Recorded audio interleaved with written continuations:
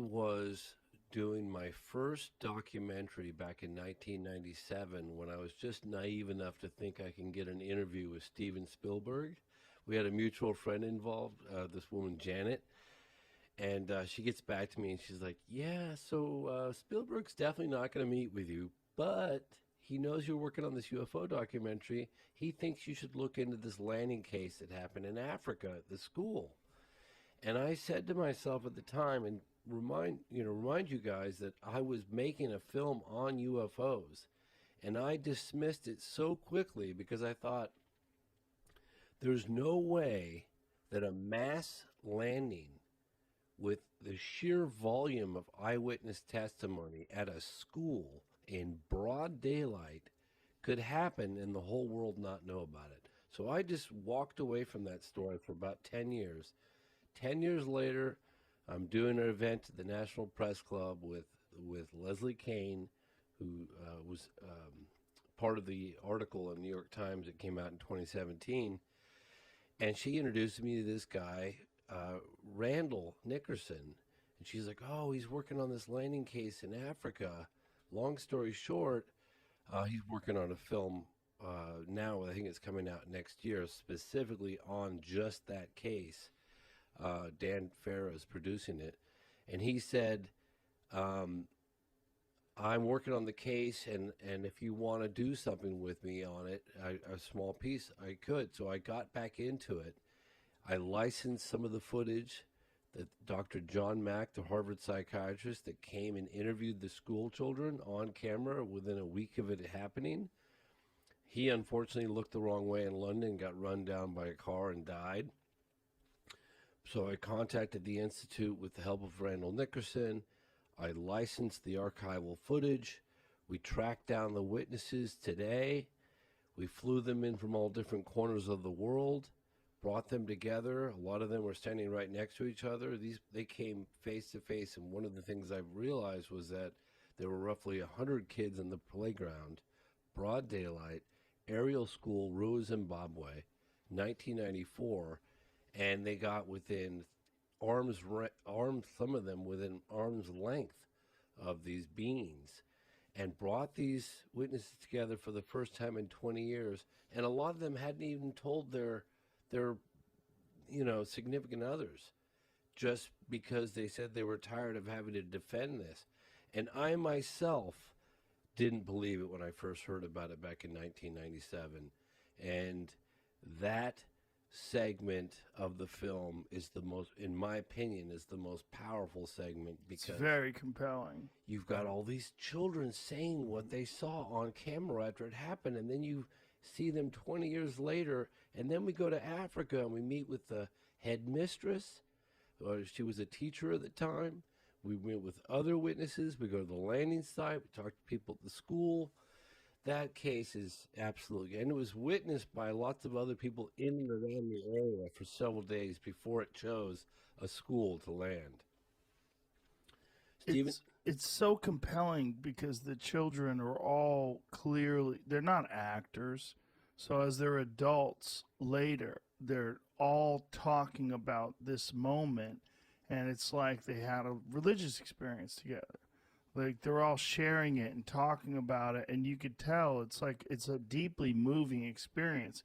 If they were actors, they wouldn't have been able to do such a good job, because to convey the reality of that moment to them, to be able to have this interpretation of this event where they're all consistent in the story, and they're all clearly still shook by this moment.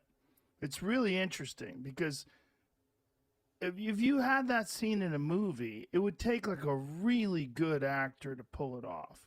And they'd probably need multiple takes. They'd probably want to get the best one.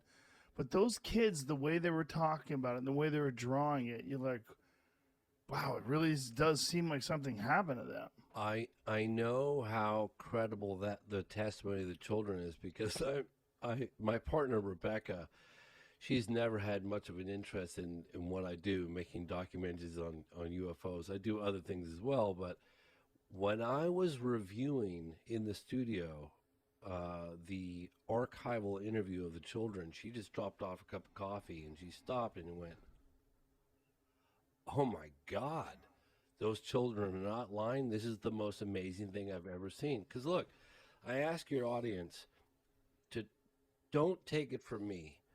Just suspend judgment for a moment and imagine, hypothetically, if a UFO or several UFOs landed at a school in broad daylight in Rua, Zimbabwe, Africa, and interacted telepathically with nearly 100 school children. Not all of them had telepathic, but seen the incident. How significant of a story would you give that? Well, not only that, they had the same message. Yes. What the Yes. telepathic message was that technology is a real problem. Yes. And there's things that people are doing with technology that are going to ruin the earth. Yes. And they were trying to relay this to children, which is very strange. Yes.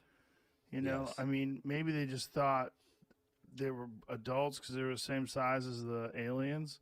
I mean, do you think they knew that they were children? Do you think they understood that it was a school? I mean, this is all speculation, Yeah. right? But no, I definitely had to ask myself, look, during the production of the film, Paula Harris actually turned me on to another landing case that happened in Australia in 1966 at a school. And this time there were roughly 300 witnesses that saw a disc land right outside a playground in Australia.